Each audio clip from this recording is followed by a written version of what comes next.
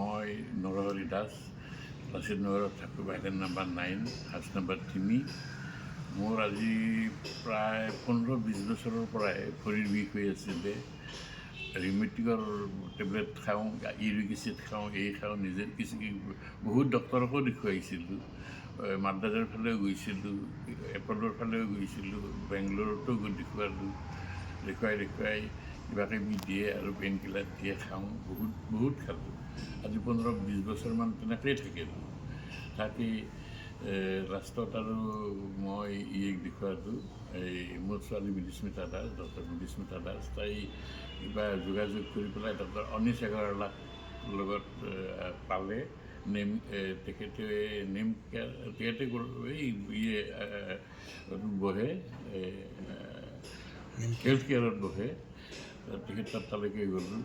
তেখেতে চাই প্ৰথম আজি 6 মাহমান আগৰ পৰাই তেখেতে ক'লে কি আপোনাৰ আচলতে আপুনি পেইন কিলাৰ খাই যদিও ইউৰিক এচিডৰ আপোনাৰ মোটামুটি নৰ্মেলে, কিন্তু আপোনাৰ ভৰিৰ ভিতৰৰ ফালে মানে এডাল য'ত থিয় হওঁ তাতে এডাল হাড় এডাল বাঢ়িছে। সেইকাৰণে আপুনি কৰিব লাগিব, অপাৰেশ্যনৰ বাহিৰে সেইটো উপায় নাই। তাত ময়ো চিন্তা কৰি অলপ পাটনাৰ ফালেই যাওঁ, কিন্তু যোৱাও দিগদাৰ, অহাও দিগদাৰ। মই আৰু অকলশৰীয়া মানুহ, ছোৱালী দুজনী আছে, মিছেছ নাই।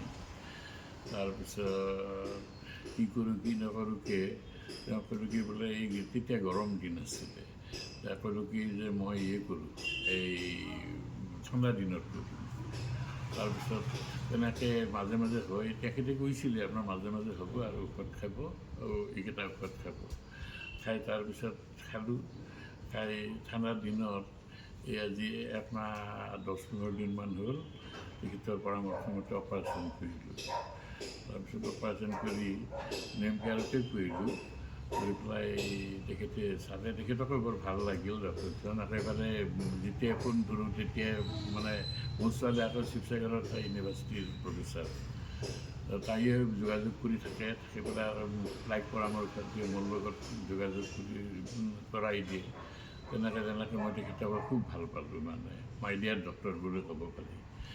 তাৰপিছত আৰু অপাৰেশ্যন হোৱাৰ পিছত তেখেতে ক'লে কি বোলে আপুনি ফিজিঅ'থেৰাপি কৰিব লাগিব, অপাৰেশ্যনটো বৰ ধুনীয়া হৈ গ'ল, একো নাই, ফিজিঅ'থেৰাপি কৰিব লাগিব। হ'ব, যি লাগে তাকে কৰিম। তাৰপিছত নেম কেয়াৰৰ পৰা ডক্টৰ এজনক মানে ফিজিঅ'থেৰাপিষ্ট এজন দিলে, ডক্টৰ কৌশিক ঠাকুৰীয়া।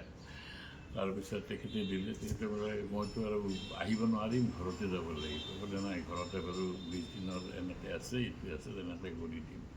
তাৰপিছতে ঠাকুৰীয়া আহিলে, আহি পেলাই সদায় মানে কৰে আৰু 20-22 দিনমান হ'ল কৰে। কৰি পেলাই তেখেতকো বেছ ভাল লাগিল। তেখেতে মানে খুব কম, মই ভবা নাছিলোঁ যে ইমান সময়ৰ মানে বহুত দিন লাগিব বুলি। 2-2.5 মাহমান মই বোলে সকলোকে কওঁ আৰু 2-2.5 মাহ লাগিবই। তাৰপিছত কিন্তু তেখেতে খুব মানে কৰিলে, কৰি পেলাই তেখেতে যিখিনি কৰিব লাগে সেইখিনি কৰি মোক ভাল পৰামৰ্শ কিছুমান দিলে।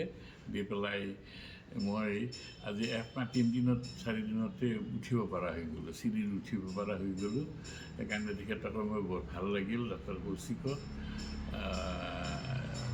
মানে ভাল তেখেতৰ কৰি মোৰ খুব ভাল লাগিছে। মানে দুইজনকে, ডক্টৰ অনিশ আগৰৱালা আৰু ডক্টৰ কৌশিকক মই খুব মোৰ অন্তৰৰ পৰা যাতে আশীৰ্বাদ কৰিছোঁ।